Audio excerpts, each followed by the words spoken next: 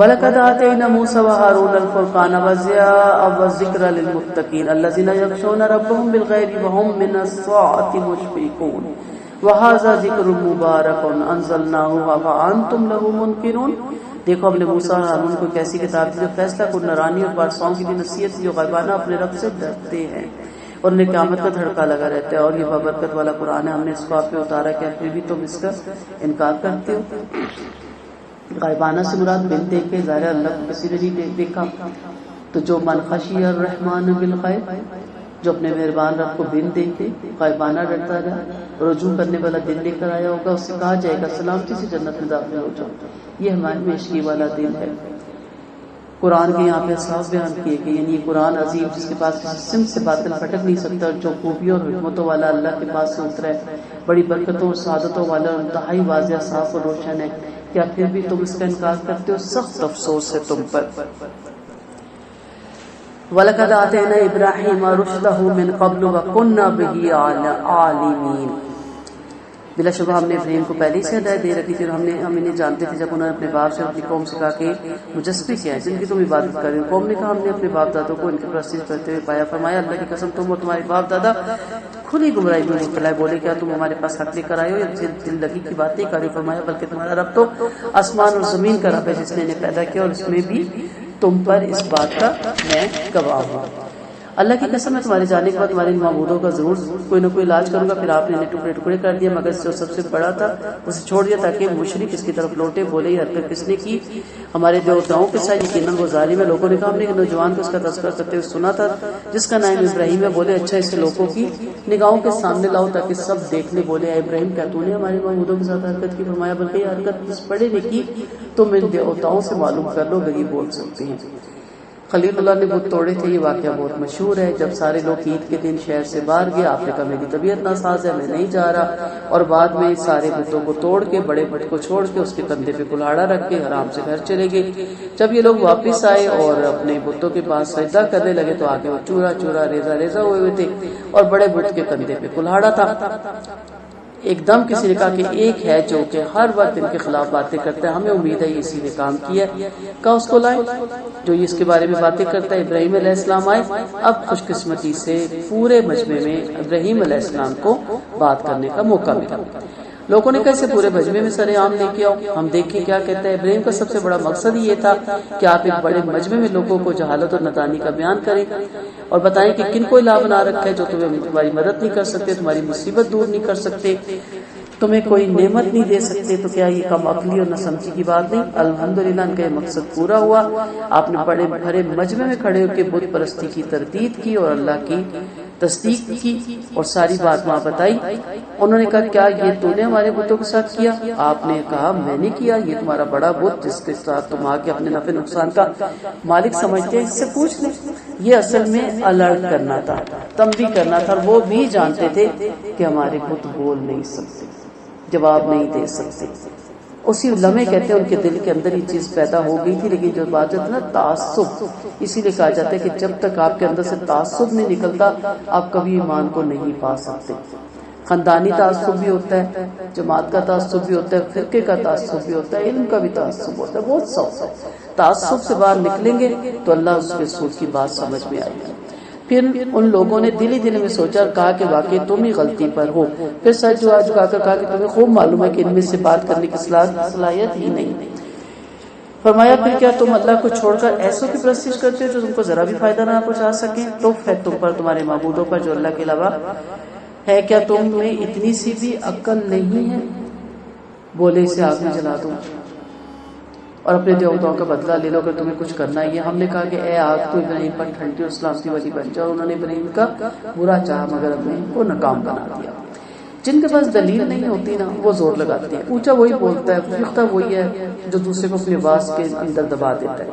وقتی طور پہ آپ چیخ کے منہ تو بند کروا دیتے ہو بچوں کا یا کسی کا پڑوسن کا کوئی بھی رشتہ آگے رکھ لیں، لیکن اس کو قائل نہیں کر پاتے، وہ چپ کر جاتا ہے عزت کے لحاظ سے، آپ کی عمر کو دیکھ کے یا آپ کی عہدے کو دیکھ کے، لیکن اس کے دل میں نفرت پیدا ہو جاتی ہے۔ دلیل سے بات کریں، خلیل بات کریں، نہیں کوئی مانتا کہ جی میرا کام تھا آپ کو اصل چیز بتا دینا، آگے آپ کی مرضی۔ جب آپ میں ٹھہراؤ ہوتا ہے، لہجہ نرم ہوتا ہے، آپ کی بات سنی جاتی ہے، نہ مانی جائے، لیکن گلٹ اگلا فیل کرتا ہے کہ کتنے تحمل سے، اور آپ کے میرا کام تھا، یہ سچ ہے، یہ جھوٹ ہے، یہ میں نے کہا، یہ نہیں کہا، آپ بلیو کرتے ہیں آپ کی مرضی، آپ نہیں کرتے آپ کی مرضی، میں نے آپ کو سچ بات بتائی اور وہاں سے چلتے بنے، نہ کہ چیخ کے دھاڑ کے چلا کے شور ڈال کے۔ تو جب انسان عاجز آ جاتا ہے نا، اس کا آخری حربہ کیا ہوتا ہے؟ چیخو، پکارو، چلاؤ۔ تو آپ چیخیں گے، چلائیں گے، دھاڑیں گے تو دوسرا بھی یہی کرے گا، اور اس سے پھر بات آگے بڑھے گی۔ تحمل سے بات کرنا سیکھیں، دلیل کے ساتھ بات کرنا سیکھیں۔ اب ان کے پاس دلیل نہیں تھی تو انہوں نے کیا کہا؟ اس کا منہ بند کر دیتے ہیں، اس کے بدلہ لیتے ہیں۔ فیصلہ کیا ہوا؟ اسے آگ میں جلاتے ہیں، کیونکہ اس نے ہمارے معبودوں کے ٹکڑے ٹکڑے کیے۔ ہر بندے نے آگ کے لیے لکڑیاں جمع کی، اور دکھ کا مقام تھا کہ ان کے والد بھی کفار کے ساتھ شامل تھے۔ کتنا بھی برا بیٹا ہو یا کتنا بھی برا باپ ہو، یہ ایسا رشتہ ہوتا ہے کہ انسان اپنے برے سے بری اولاد کو بھی نہیں چاہتا کہ اس کو پھانسی ہو یا اس کو لوگ مارے۔ ماں باپ کے لیے بہت اذیت کا مقام ہے، لیکن یہاں کیوں خاص طور پہ ذکر آیا کہ یہ ایسا باپ تھا جس کے بارے میں آپ پڑھتے ہیں کہ پھر سیدھا جہنم میں گرایا گیا۔ اس کو اتنی اپنے بیٹے سے نعوذ باللہ نفرت تھی کہ یہ بھی لکڑیاں ڈھونے والوں کے ساتھ تھا۔ اب اتنی زیادہ لکڑیاں جمع ہوگی کہ اس میں پھینکنا مشکل ہو گیا، تو کسی ایک سمجھدار بندے نے پھر آ کے کہا کہ منجیک بنائیں، یہ ایک توپ کی طرح کی چیز تھی، اس میں بٹھائیں اور اوپر سے پھینکیں، یہ لاؤ تک جانا۔ اس کی تپش اتنی تھی، آگ کے انگارے اور شعلے اتنے تھے کہ قریب بھی نہیں جا پا رہے تھے لوگ، تو پہاڑی پہ ڈال کے گرایا گیا۔ جب گرایا گیا تو قرآن بتاتا ہے ابراہیم علیہ السلام کیا دعا مانگ رہے تھے؟ حسبی اللہ و نعم الوکیل، نعم المولا و نعم النصیر۔ اور جو فرشتہ تھا اللہ تعالیٰ نے اس کو حکم دیا کہ آگ کو ٹھنڈا کر دو، اتنا بھی ٹھنڈا نہ کرو کہ برف بن جائے، وہ جم ہی جائے، سلامتی والی بنا دو۔ اس کا گلزار بن گئی، وہی شعلے پھول میں شفٹ ہو گئے۔ وہاں ہمیں ایک روایت ملتی ہے کہ تمام پرندوں نے آگ بجھانے میں اپنا حصہ ڈالا۔ چڑیا بھی منہ میں پانی لاتی تھی اور قطرہ گرا کے جاتی، تو کسی نے پوچھا کہ تیرے اس قطرے سے آگ کہاں بجھے گی؟ اس نے کہا آگ تو نہیں بجھے گی، لیکن میں آگ بجھانے والوں میں میرا نام ہوگا، آگ لگانے والوں میں نہیں ہوگا۔ تو پلیز آگ لگانے اور بھڑکانے والوں میں اپنا نام نہ ڈالا کریں۔ جھگڑا کوئی بڑھتا تو آپ ساتھ ساتھ سے نہ کہتے ہیں چپکے دیکھتے ہیں۔ ایک میں بھی بات بتا دو، تمہیں نہیں پتا، ایک دفعہ اس نے یہ بھی کہا تھا، وہ تپا ہوتا ہے، آپ اس کو اور آگ بھڑکاتے ہیں۔ آپ بجھانے والوں میں آگ بجھے گی اللہ کے حکم سے، صلہ رحمی صلح رحمی ہوگی، جھگڑا ختم ہوگا اللہ کے حکم سے، تاکہ آپ کو ہم لوگوں میں نام ہو جو جھگڑا مکانا چاہتے تھے، نہ کہ جھگڑا بڑھانا چاہتے تھے۔ تو اس نے کہا کم از کم میرا نام ان لوگوں میں تو آ جائے جو حضرت ابراہیم علیہ السلام کی آگ کو بجھانا چاہتے تھے۔ گرگٹ نے کہتے ہیں، تاریخ بتاتی ہے کہ اس نے آگ کو اور پھونکے ماری تھی، اس لیے گرگٹ کو مار دینے کا حکم ہے۔ اور حضرت عائشہ کی بھی ہمیں روایت ملتی ہے کہ انہیں گھر میں بہت بڑا ایک اس طرح کا لوہا رکھا ہوا تھا، پوچھا یہ کیوں رکھا کا گرگٹ کو مارنے کے لیے، کہ اس نے ابراہیم خلیل علیہ السلام کی آگ کو بھڑکایا تھا اور پھونکے مارتا تھا کہ یہ اور بھڑکے واللہ۔ اور یہاں ایک اور روایت میں ملتی ہے کہ ابراہیم علیہ السلام نے کہا کہ یا اللہ تعالیٰ اپنے خلیل کو بچائیں گے نہیں؟ آپ خاموش رہے، کہا میں بچاؤں، کہا جاؤ گئے۔ اور حضرت ابراہیم نے پوچھا کہ کس کے حکم سے آئے ہو؟ کہا میں خود آیا ہوں، مجھے اللہ نے اجازت دی ہے۔ کہا چلے جاؤ، جس کا خلیل ہوں وہ پھر بچائے گا بھی خود۔ جبرائیل علیہ السلام واپس گئے تو اللہ تعالیٰ وہاں کہتے دیکھا میرا خلیل ایسا ہوتا ہے دوست کہ میرے سوا کسی کی مدد بھی نہیں دے رہا، کہ اگر اللہ ہی کو حکم ہے میرا جل جانا تو میں اس پہ بھی راضی ہوں۔ ہم تو اس کی دوستیاں کرتے ہیں نا کہ مشکل وقت میں کوئی کام آئے گا، کہ اگر اس کی محبت اس میں، اس کی رضا اس میں، تو میں جل جانا ہی میرے لیے بہتر ہے۔ جیسے حضرت یوسف علیہ السلام نے کہا تھا کہ اللہ تعالیٰ قید خانہ میرے لیے بہتر ہے، تو پھر قید خانہ ہی مجھے دے دے، ان عورتوں کے چنگل سے مجھے بچا جا۔ تو بہرحال پھر وہ گلزار ہو گئی، اور اللہ تعالیٰ نے جو مشرکوں نے چال چلی تھی ان پہ الٹی ہو گئی، اور اس کو بہت بڑی جمع غفیر اسلام قبول کیا تھا۔ یعنی وہ ساری پلاننگ جو کی گئی تھی حضرت ابراہیم علیہ السلام کے خلاف، وہ ساری ان پہ الٹی، اور وہ جو مجمع آیا ہوا تھا آپ کو جلتا دیکھنے کے لیے، جب آگ گلزار ہو گئی تو اس مجمع نے، بہت روایت ملتی ہے 7 لاکھ کی بھی ملتی ہے، 70,000 کی بھی ملتی ہے، اسرائیلی روایتیں، ایک وقت میں اسلام قبول کیا تھا۔ وَنَجَّيْنَاهُ وَلُوطًا إِلَى الْأَرْضِ الَّتِي بَارَكْنَا فِيهَا لِلْعَالَمِينَ وَوَهَبْنَا لَهُ إِسْحَاقَ وَيَعْقُوبَ نَافِلَةً وَكُلًّا جَعَلْنَا صَالِحِينَ۔ ہم نے آپ کو لوط کو بچا کر اس ملک کی طرف لے گئے جن میں ہم نے جان والوں کے لیے برکت رکھی، اور ہم نے انہیں اسحاق اور یعقوب میں زیادتی میں یعقوب ہبہ کیا، اور ہر ایک کو نیک بنایا، ہم نے انہیں پیشوا بنایا جو ہمارے حکموں سے لوگوں کی رہنمائی فرماتے، اور ہم نے وہی کی کہ نیکیوں کو نماز پڑھایا، نماز قائم رکھو۔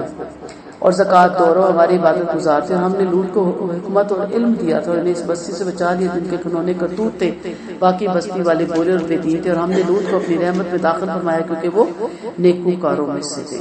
لوط علیہ السلام حضرت ابراہیم علیہ السلام کے بھتیجے تھے اور آپ ابراہیم علیہ السلام پر یہ ایمان لے آئے تھے.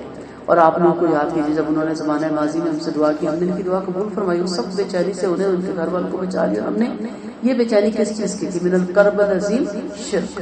آپ کو بے چین ہونا چاہیے کہ اپنے بھائی بہن رشتہ دار شرک پہ جا رہے ہیں.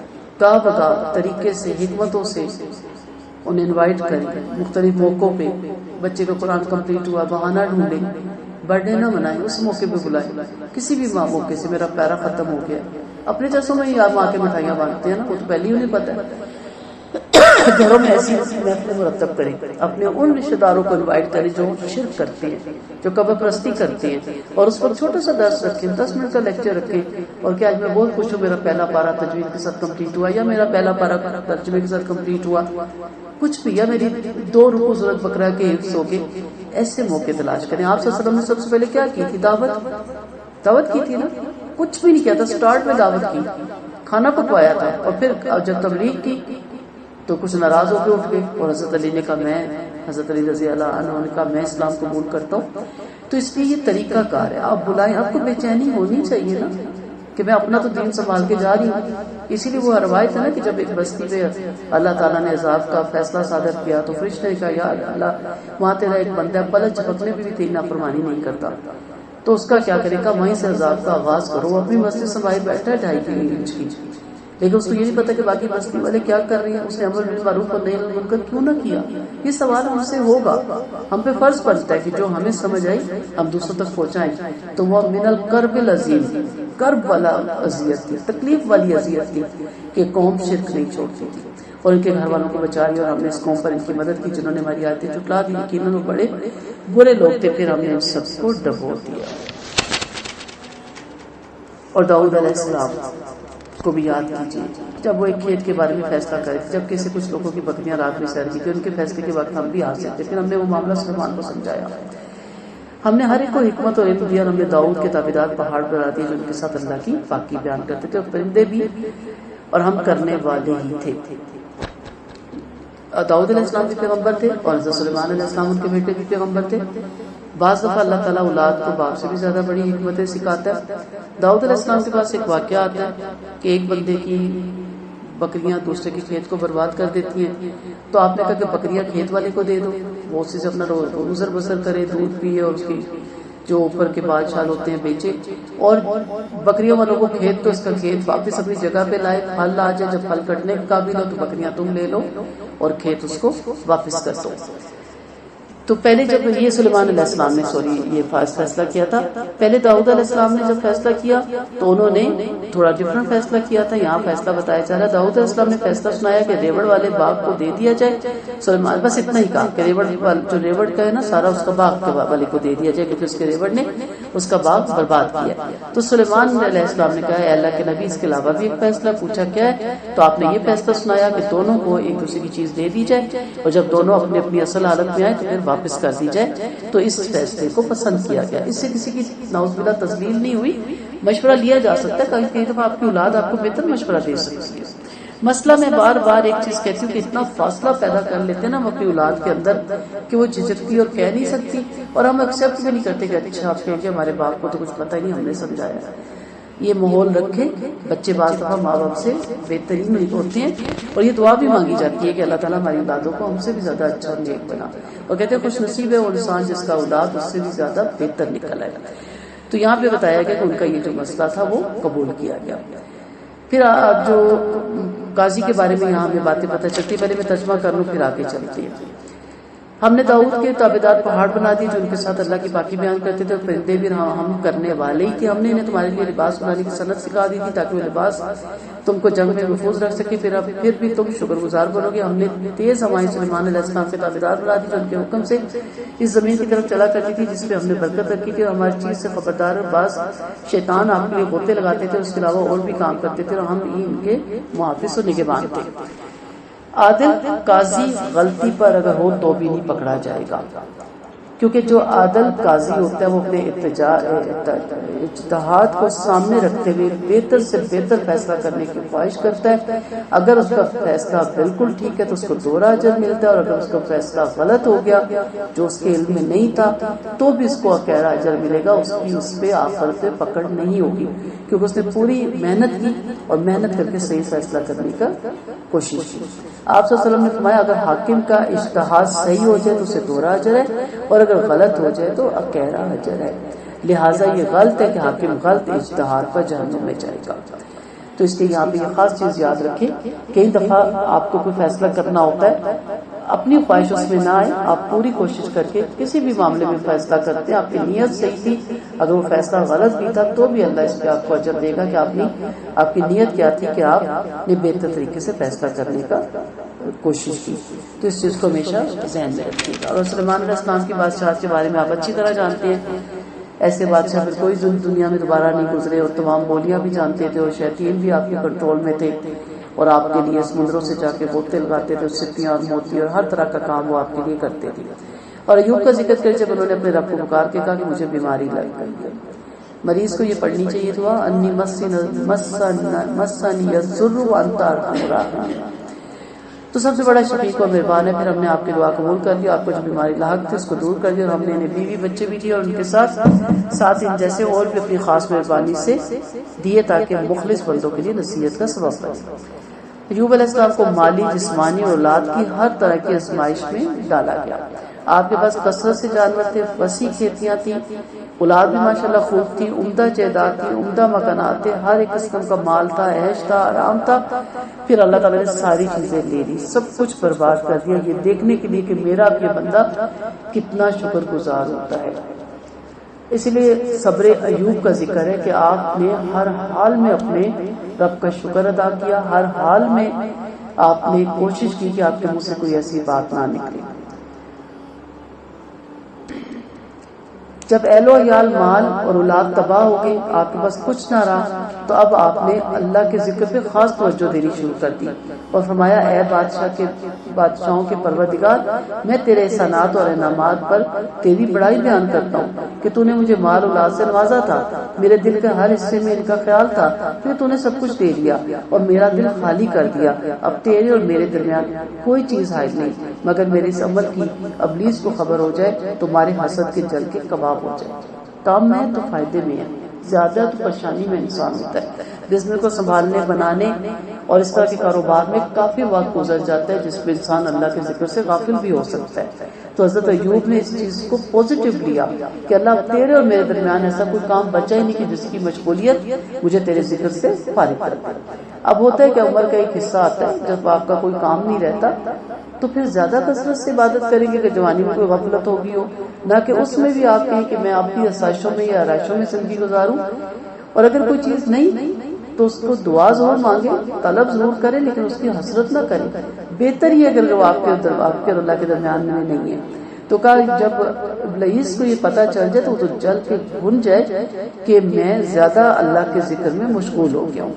پھر اللہ تعالیٰ نے کہا جاتا ہے کہ روایت میں کہ 18 سال آپ اس بیماریوں میں مبتلا رہے، یہاں تک کہ آپ کے جسم پہ کیڑے پڑ گئے تھے، اور اگر وہ کیڑا گرتا تھا تو اٹھا کے اسے اپنے جسم پہ رکھ لیتے تھے کہ تیری غذا میرے جسم نے اللہ نے رکھ چھوڑی ہے. بیوی بھی ان کی بڑی خدمت گزار تھی. پھر ایک دن ان کی بیوی اپنے بستی والوں نے ان کو علاقے سے باہر پھینک دیا تھا کوڑے کرکٹ کے ڈھیر کے پاس، کیونکہ آپ کے جسم سے اسمیل بھی آتی تھی. تو وہ پھر جاتی ہوتی تھی علاقے میں کہ کچھ کما کے لاؤں، محنت کر کے گھروں کے کام کر کے. جب وہ واپس آئی تو دیکھا تو بہت ہی خوبصورت جوان وہاں بیٹھا. تو کہا میرا یہاں میاں تھا، اس کے یہ حالات تھے، وہ کہاں چلا گیا؟ تو اس نے کہا اللہ کی بندی میں وہی ہوں. اللہ تعالیٰ نے ساری چیزیں ان کو دوبارہ واپس دی. کس کے نتیجے میں؟ آپ کے صبر کرنے کے نتیجے میں. تو یہ صبر ایوب یہی ہے کہ 18 سال ایسی بیماری میں مبتلا رہنا، اور ایسے انسان کا جس نے زندگی میں تنگی دیکھی نہیں تھی اور اس پہ بھی اس کا شکر ادا کرنا، یہ مطلوب ہے اللہ کو اپنے بندے سے. اور اسماعیل اور ادریس اور ذوالکفل کا بھی ذکر کیجیے، ہر ایک صبر والے تھے. ہم نے ان سب کو اپنی رحمت میں داخل کر لیا تھا کیونکہ وہ نیکوں میں سے تھے. اور مچھلی والے نبی کو یاد کرو جب وہ غصے میں بھر کر چلے گئے اور خیال کر بیٹھے کہ ہم ان پر قاتل نہ ہوں گے، پھر تاریکیوں میں زور سے یہ دعا مانگی، اے میرے اللہ تیرے سوا کوئی دار عبادت نہیں، عبادت کا حقدار نہیں، میں تیری پاکی بیان کرتا ہوں، یقیناً میں ہی ظالم ہوں۔ آخر ہم نے ان کی دعا قبول فرما لی اور انہیں غم سے بچا لیا، اور ہم ایمان والوں کو بھی اسی طرح بچا لیتے ہیں۔ یہ دعا کیا تھی؟ لا الہ الا انت سبحانک انی کنت من الظالمین۔ ڈپریشن کے وقت بھی پڑھی جا سکتی ہے، جب آپ بہت ڈپریس ہو، بہت فرسٹریشن کا شکار ہو، بہت ٹینشن کا شکار ہو، کیونکہ یہ کب پڑھی ابراہیم حضرت یونس علیہ السلام نے؟ جب انہیں اپنی بستی کا ڈپریشن تھا کہ عوام نہیں مانتی، قوم نہیں مانتی، شہر چھوڑنے کا ڈپریشن تھا، گھر بار چھوڑنے کا ڈپریشن تھا، اور جب کشتی میں جا کے بیٹھے تو پتہ چلا اللہ ناراض ہے۔ اب کا لفظ آتا ہے، اب کا اس غلام کو کہتے ہیں جو اپنے مالک کی اجازت کے بغیر بھاگ جاتا ہے۔ تو کہا میرا غلام تھا، انتظار نہیں کیا، 3 دن ابھی تھے، 3 دن کے بعد ہر بستی میں اللہ تعالیٰ جب عذاب کی خبر دیتے تھے تو 3 دن ویٹ کرنا ہوتا تھا، اور تیسرے دن جب اللہ کا حکم ہوتا تھا کہ تم اور اپنے اہل کو اور اپنے ایمان والوں کو لے کے نکل جاؤ، اور نبی نکلتا تھا جیسے بستی سے عذاب پیچھے سے اللہ کا ایک لمحے کو آ جاتا تھا۔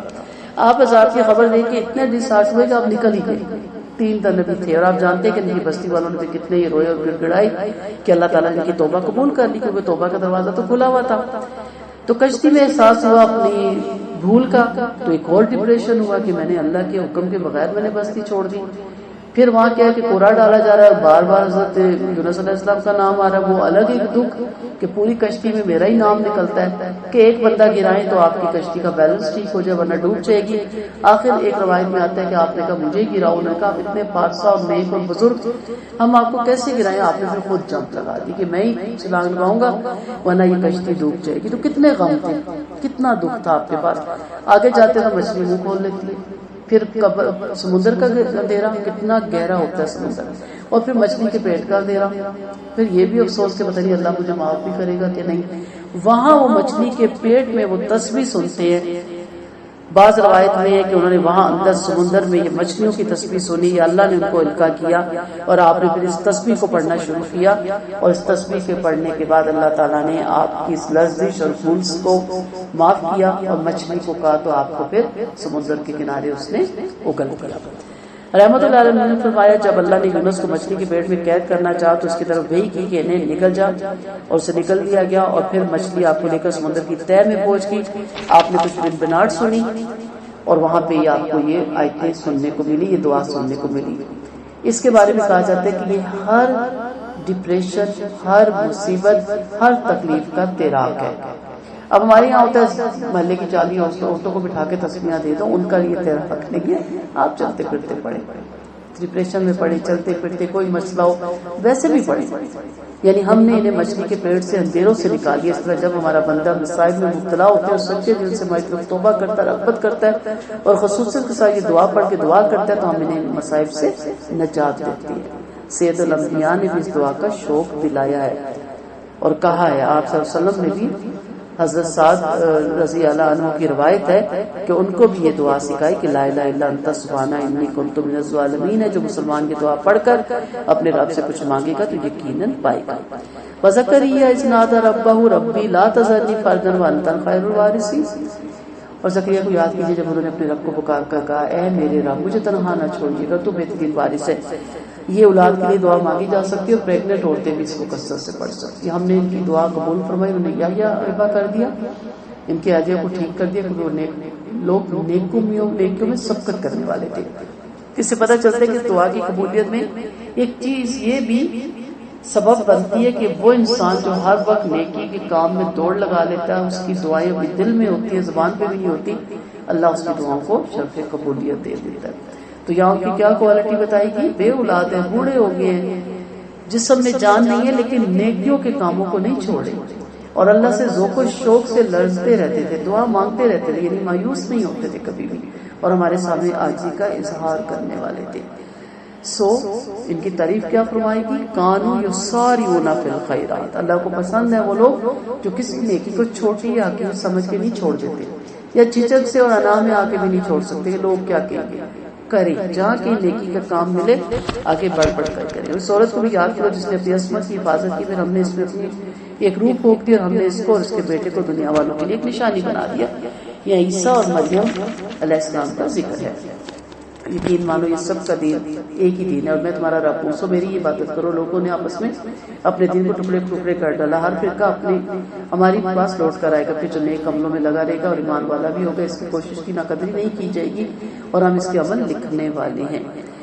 نیک عملوں کی قدر ہوگی تو برائیوں کو بھی وہاں نوٹ کیا جائے گا، یعنی جو دل سے تصدیق کرتا ہے اور اعضاء سے عمل صالح کرتا ہے، اس کی کوشش کی ناقدری نہ ہوگی بلکہ قدردانی کی جائے گی، کسی قسم کا ظلم نہ ہوگا، ان کے تمام عمل لکھے جا رہے ہیں اور کوئی عمل ضائع نہ ہوگا، پورا پورا بدلہ ملے گا۔ جس بستی کو ہم ہلاک کر چکے ہیں اس کے بچندے لوٹ کر نہیں آ سکے۔ کتنی بستیاں، کتنی قومیں، کتنی امتیں یہاں سے جا چکی، یہاں تک کہ جب یاجوج ماجوج کھول دیے جائیں گے اور ہر بلندی سے دوڑتے ہوئے آ کر بکھر جائیں گے اور سچا وعدہ نزدیک آ جائے گا، اس وقت اچانک ان کافروں کی نگاہیں اوپر کو چڑھی ہوں گی اور ہائے ہائے کر رہے ہوں گے، ہم اس غفلت میں پڑے ہوئے تھے بلکہ ہم ظالم ہی تھے۔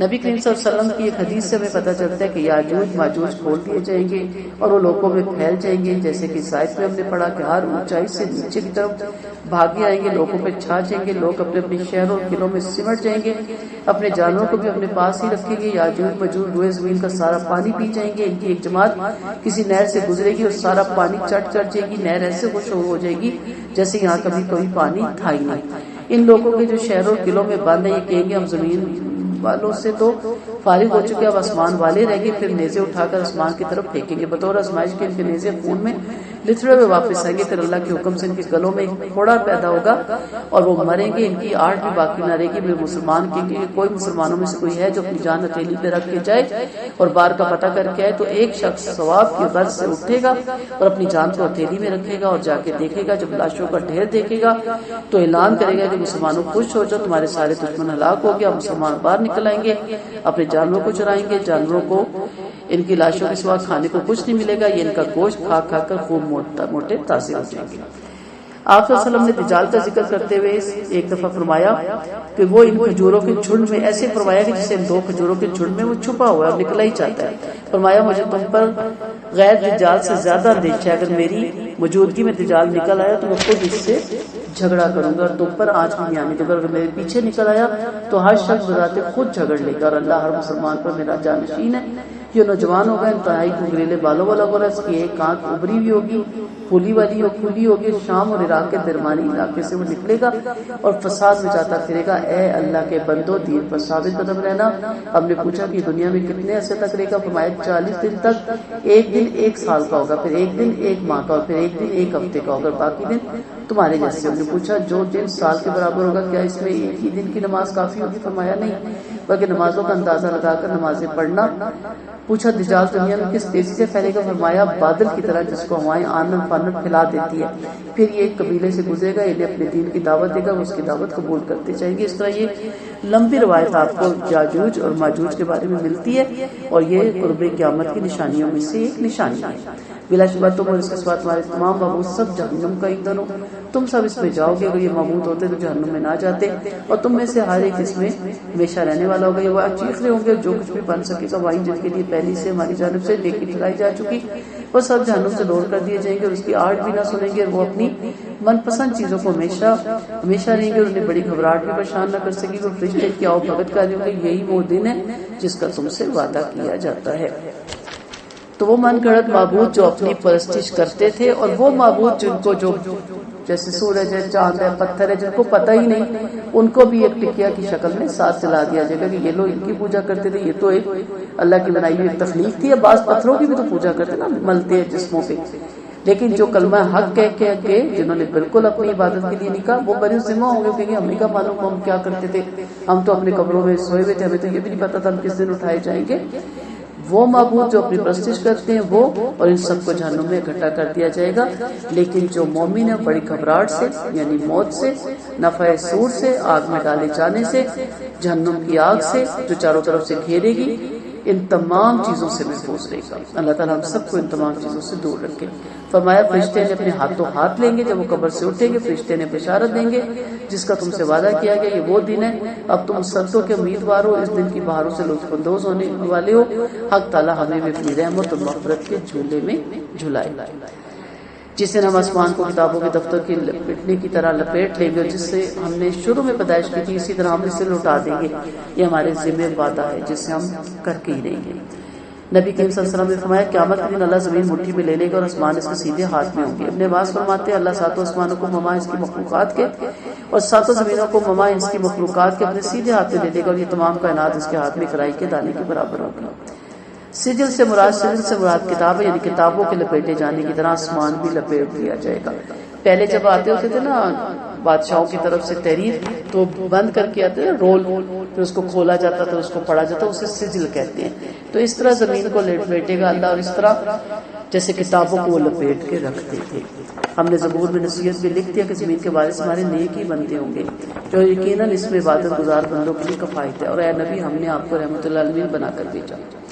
ابن عباس کا قول ہے کہ اللہ نے اپنے سابقہ علم کی جو آسمان و زمین کی پیدائش سے پہلے کا بھی ہے، آسمانی کتابوں میں خبر تھی کہ امت محمدیہ صلی اللہ علیہ وسلم کو ملک کا وارث بنائے گا اور نیک لوگوں کو جنت میں داخل فرمائے گا۔